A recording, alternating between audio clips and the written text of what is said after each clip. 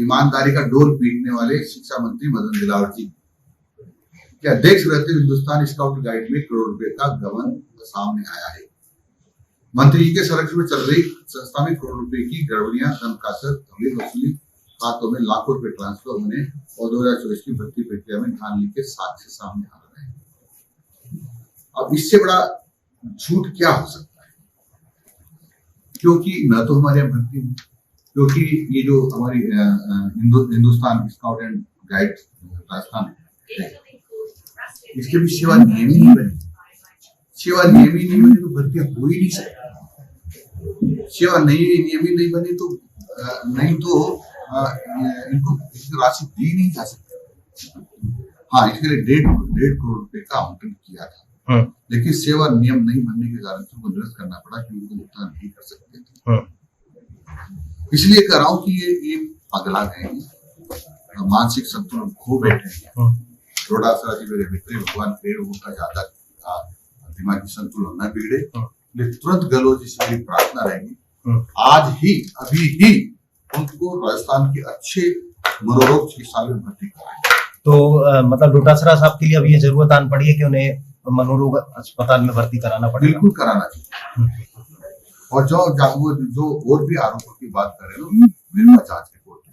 आरोप 1 में लिखा है, Hindustan scout and guide Rajasthan राज्य द्वारा किए गए दस्तावेज आधार पर आरोप खारिज किया जाना प्रस्तावित है, यानी आरोप खारिज करने का प्राथमिक का नियम। दूसरा लिखा है कि राज्य उपलब्ध कराए गए दस्तावेजों के परीक्षण पश्चात आरोप निराधार प्रतीत होते हैं। यह तथाकथित Hindustan and guide association Jaipur द्वारा दूसरी संस्था है, बनाए गए आरोप पुष्टि हेतु कोई दस्तावेज संलग्न नहीं है। वो Hindustan scout and guide Rajasthan राज्य द्वारा उपलब्ध कराए गए दस्तावेज पर आरोप खारिज किए जाने की अनुशंसा की जाती है। ठीक है।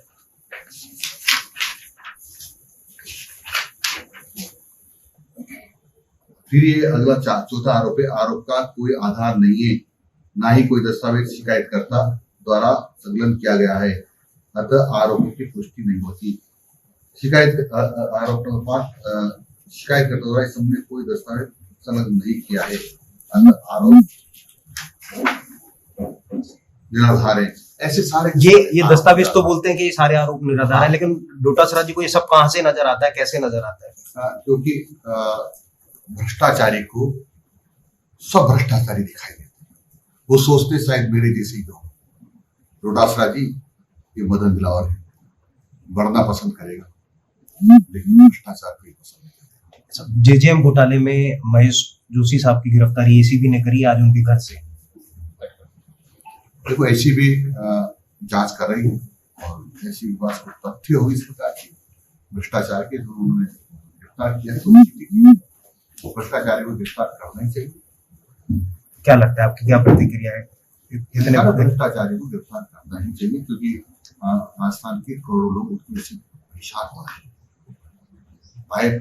पानी जो जल जीवन मिशन के लेने का जो आता था, तो इन्होंने कितना सारा घोटाला करके लोगों को पानी नहीं पहुंचा दिया, करोड़ों लोग उससे परेशान।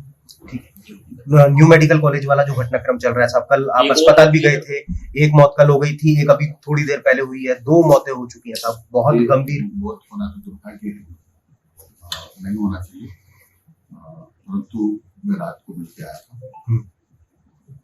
डॉक्टर्स की टीम बनी है, तो उसकी सारा देख रहे, कभी भी तो डॉक्टर नहीं जो उसके बारे में कुछ टीका टिप्पणी करो, लेकिन इसकी जानकारी माननीय लोकसभा अध्यक्ष जी ने हमारे मुख्यमंत्री जी को दी होगी, और इसी आधार पर टीम भी आई है और इस सारे तथ्यों की जांच भी करेगी, और जो प्रभावित है महिलाएं, उनका इलाज अच्छा हो, ऐसा हमने रात भी कहा है, अभी भी कर रहे हैं, और सरकार का हमेशा प्रयास रहेगा कि अच्छा इलाज हो। 2 की मौत और 4 मतलब जिंदगी परिवार के भगवान से प्रार्थना कर। आपने भी कोई निर्देश अस्पताल प्रशासन को दिए हैं, हॉस्पिटल मेडिकल कॉलेज प्रशासन को दिए? मैंने यही कहा है कि बेस्ट एफर्ट्स करें, ताकि जल्दी से जल्दी ठीक हो।